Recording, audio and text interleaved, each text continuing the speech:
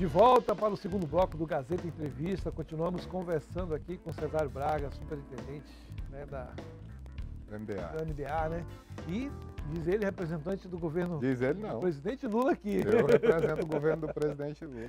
Vamos dar uma pincelada rápida no que, Porque, ó, se eu for falar de tudo, nós vamos precisar de mais 2 programas, então porque é muita coisa. É muita coisa mesmo. Mas eu acho assim, relevante, Adailson, que a gente não pode deixar de esquecer. Eu acho que o anúncio da licitação da obra do IFAC de Feijó, que é mais um campus, ali vai garantir ensino superior de verdade para os nossos alunos, superior e técnico para Feijó. Feijó é um município grande aqui do estado do Acre, é importantíssimo demais.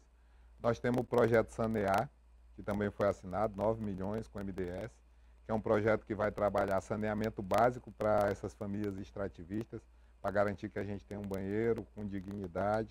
Então é um projeto importante. Nós temos também um projeto que foi assinado lá e anunciado, que é uma parceria que vai ser executada pela SOS Amazônia, para a gente melhorar essa questão do PENAI, a execução do PENAI, que é o Programa Nacional de Alimentação Escolar, que vai ajudar as nossas famílias da agricultura familiar a vender, colocar na merenda e garantir que tem uma merenda de qualidade ali para as nossas crianças. E eu acho assim que também uma coisa que é relevante, não foi fechada efetivamente, mas houve um compromisso público do Gladson, é a história do hospital universitário. Foi. Porque tem uma negociação que está sendo feita entre o governo federal e o governo do estado para a gente instalar o nosso primeiro hospital universitário. Aí fora isso, nós vamos ter coisas que são menores, mas menores em tese, né? Nós tivemos o anúncio das creches. Eu estava agora lá em Porto Acre conversando com o prefeito, lá vai ser contemplado com a creche, as escolas de tempo integral, nós temos o anúncio dos ônibus escolares, o ministro do Minas de Energia anunciou também, nós vamos ter aqui no Acre uma redução drástica no número de famílias que vão pagar a conta de luz por causa de uma proposta do governo que está sendo colocada para isentar da conta de luz as nossas famílias de baixa renda que têm baixo consumo. Então eu acho assim, foi uma festa de muitos e muitos anúncios. 1 bilhão e 100 mil não é brinquedo. Eu acho que a gente vai ter que correr agora, a responsabilidade é dos órgãos do governo estadual, do governo federal, para a gente conseguir executar. É muito recurso e a gente tem que executar, tem que fazer com que efetivamente isso possa chegar na ponta. Exatamente. César, me fala uma coisa, nas últimas eleições o Lula não conseguiu vencer os candidatos no voto no Acre.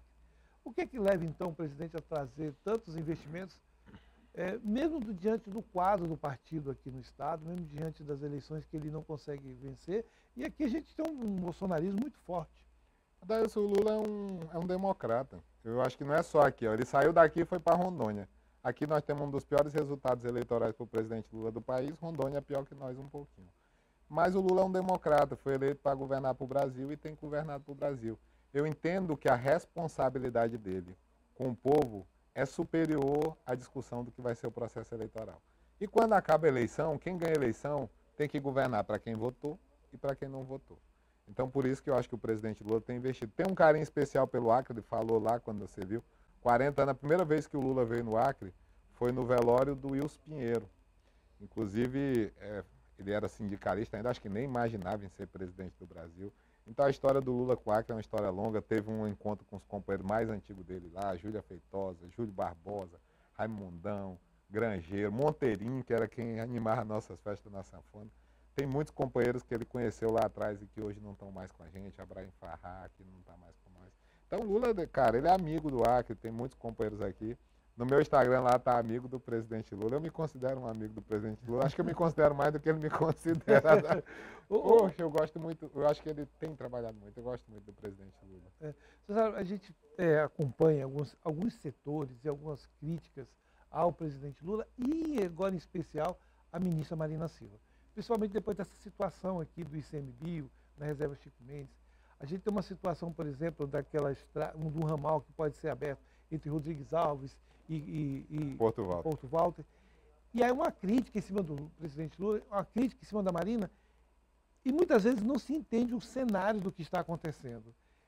Tem crítica válida e tem crítica que não é válida? Eu acho que tem críticas que são válidas, principalmente nessa área da fiscalização. É um questionamento que eu faço. Eu acho que a política de comando e controle tem sido muito rígida e, em paralelo, a política de fomento à produção tem sido mais tímida no que tange a meio ambiente. Eu acho que a gente deveria fomentar mais a produção extrativista dar mais condições para o extrativista poder ganhar dinheiro lá na sua floresta.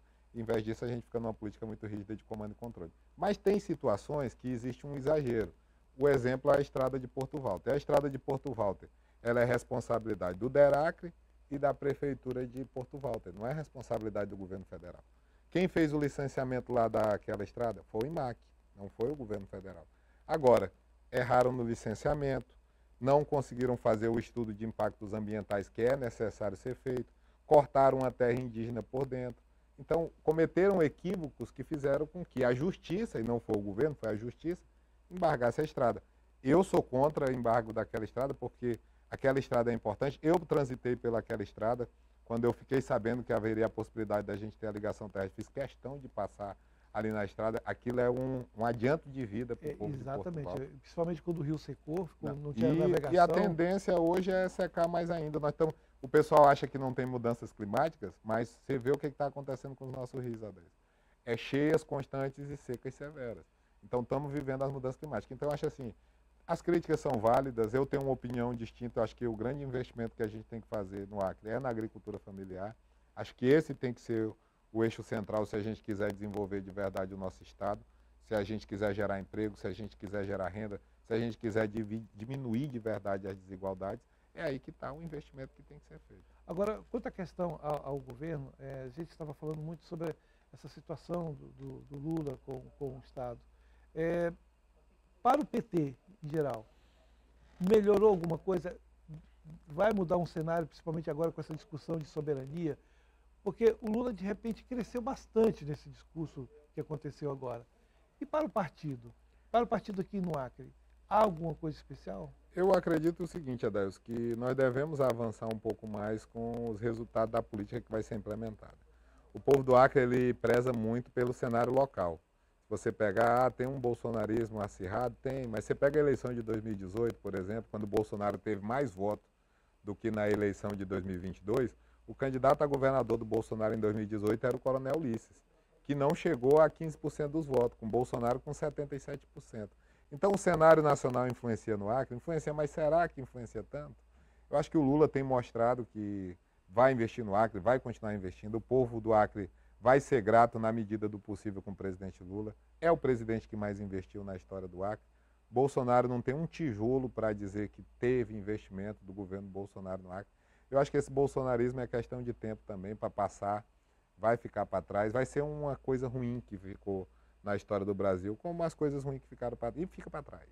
Você acha que, por exemplo, a direita vai ter que mudar, vai ter que se recriar? Ela vai ter que se reinventar, até porque o Bolsonaro não pode ser candidato, o Bolsonaro está inelegível, hoje está cumprido prisão domiciliar.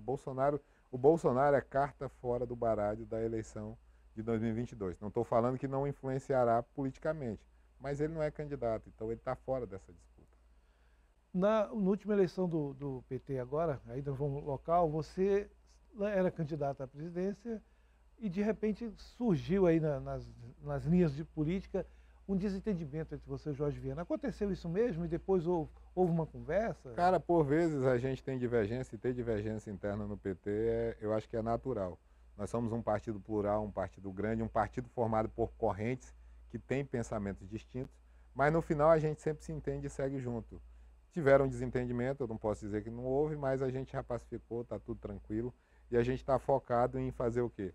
Cuidar da reeleição do presidente Lula em 2026, da pré-candidatura do companheiro Jorge Viana ao Senado, e eu estou cuidando da minha pré-campanha de deputado estadual. Acho que todo mundo cuidando das suas responsabilidades, para que a gente possa fazer com que o PT ele continue vivo, continue mostrando resultado e apresente para a população, quem sabe, inclusive, uma nova alternativa ao governo que está aí, uma nova proposta de modelo de desenvolvimento, que inclusive é isso que eu tenho tentado debater. Pois é, e nessa proposta de próxima eleição, o PT se vê junto com qualquer outro partido aí ou continua naquela linha só eu? Cara, eu acho assim, para falar sobre o que o PT pensa sobre a aliança, eu acho que aí o André Camay é a pessoa mais adequada. Eu tenho uma opinião, que é uma opinião minha, que eu vou discutir dentro do PT. Mas a sua opinião é que... Na minha opinião, acho que a gente tem que estar aberto para dialogar com todo mundo. Eu acho que eleição, quando ela passa, a gente não pode ficar carregando as mágoas no coração. Eu acho assim, perdeu, ganhou, e cada eleição é uma nova história. Então a gente tem que, tem que juntar quem quer fazer diferente no Acre. Queremos fazer o que diferente? O que a gente quer mudar? Quem são aqueles que querem fazer do Acre um estado onde a gente seja feliz? Eu, Adailson, vou dizer para você, vou morrer aqui, vou envelhecer aqui, vou viver aqui. Não saio do Acre por nada nesse mundo, eu amo aqui esse estado.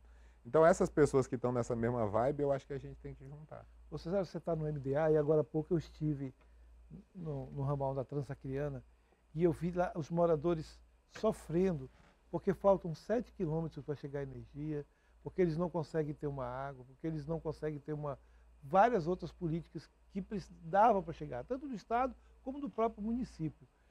Precisa se caminhar muito, né, para ajudar quem está lá ali naquela ponta? Eu acho que a gente tinha que tentar diminuir as divergências políticas para poder trabalhar. Porque, por exemplo, ramal é responsabilidade da prefeitura. A gente percebe que a prefeitura não tem cumprido. O Estado tem avançado na política de ramais, a gente teve uma conversa com a Sula, eu acho que tem conseguido avançar. Acho que se trabalhasse junto a gente conseguiria avançar ainda mais. Nós, do governo federal, trabalhamos com fomentar o crédito. O governo do estado trabalha com assistência técnica. A gente tem conseguido casar isso para avançar um pouquinho. A prefeitura, que deveria trabalhar com fomento e somar para que a gente não consegue chegar próximo. Eu acho que falta muito essa história de sentar na mesa, botar todas as cartas e dizer o que a gente vai fazer para o melhor do povo. Você acha que, por exemplo, está se discutindo muito cedo a eleição que vem aqui no Acre e deixando algumas coisas na prática de se fazer? Se discutindo cedo, nós já estamos falando tarde do que está sendo se discutido, né? Porque quando acabou a eleição municipal, já começou a discussão sobre a eleição de 2026. Eu acho que a política, discutir a política o tempo todo não faz mal, não é pecado. Eu gosto de política, então eu estou discutindo política o tempo todo. Agora, eu acho que a gente tem que saber dividir as coisas. O que é a discussão política, ideológica de um lado, a aliança eleitoral, e o que é a política de Estado do outro. Se a gente souber dividir as coisas certinho, eu acredito que não tem problema começar a conversar política cedo. Eu sinto falta dos nossos parlamentares na discussão desses problemas. Eu também sinto um pouco, Adailson. Por isso, inclusive, que eu vou aceitar o desafio, porque acho que falta mais, principalmente para esse nosso olhar dos nossos problemas econômicos do Estado do Acre, quando a gente pensa no modelo de desenvolvimento. É uma conversa mais longa, depois a gente faz, mas, por exemplo, tem 3 coisas que vão acontecer na Amazônia que a gente deveria estar atento para elas e que vão fazer uma diferença muito grande quando a gente pensa em modelo de desenvolvimento. Primeiro é a exploração de petróleo na foz do Amazonas. Aquilo ali vai mudar significativamente aquela região e os royalties do petróleo, eles podem ajudar a financiar o desenvolvimento na Amazônia. Segundo, a exploração de terras raras. A Amazonas é uma área onde a gente vai ter terras raras, você vê o que está acontecendo no planeta, essa guerra, Donald Trump, Xi Jinping, guerra comercial, sobre terras raras. E o Brasil é detentor de terras raras e a Amazônia tem uma parte dela. E terceiro, o anúncio que foi feito pela ministra Simone Tebet, em nome do presidente Lula, que é a história da ferrovia que vai ligar aqui o Centro-Oeste, que é o grande produtor de grãos, com ali o Pacífico. E vai passar por Rondônia, e vai passar pelo Acre, e que pode gerar também uma oportunidade de desenvolvimento. Você não vai encontrar no nosso parlamento aqui ninguém que esteja com disposição de discutir qual é o futuro que a gente quer. Eu estou falando de uma discussão para a gente olhar 10 anos na frente e dizer qual é o Acre que a gente quer, qual é o futuro que a gente está pensando. Se a gente não se preparar para esse debate que vai acontecer, nós vamos ser corredor da estrada, nós vamos ser telespectadores da exploração dos minérios e do petróleo, e o Acre daqui 10 anos vai continuar onde está. Cesário, eu quero agradecer a sua presença. Acho que você conseguiu dar seu recado, ou não? Eu acho que quem deu o recado foi o presidente Lula, quando anunciou 1 bilhão em investimento aqui para o Acre. Quero agradecer a sua presença, tá bom? E você sempre é bem-vindo aqui nesse programa. Um bate-papo legal. Obrigado, Adailson. E mande um abraço para o meu companheiro Astério, que não está aqui. Eu gosto de você demais. Eu acostumado a ver você na rua e o Astério no estúdio. Mas ele estará brevemente aqui. E você não sai daí, porque a gente tem mais um bloco aqui do programa. Nós vamos receber aqui o pastor Jobson Farias, da Igreja Batista Moriá, e ele vem fazer um anúncio aqui de festas, de comemoração de aniversário da igreja. Então daqui a pouco a gente volta. É só um intervalinho e já estamos de volta.